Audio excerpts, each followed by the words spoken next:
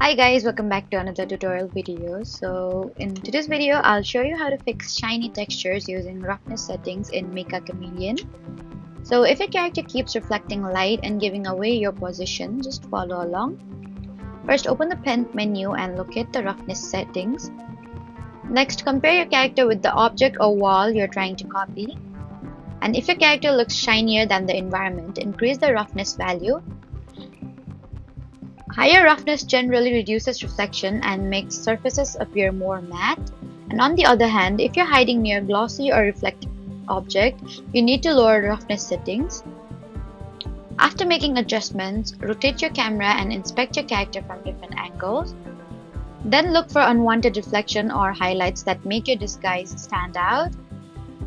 Fine-tuning roughness can make a huge difference in how convincing your camouflage appears.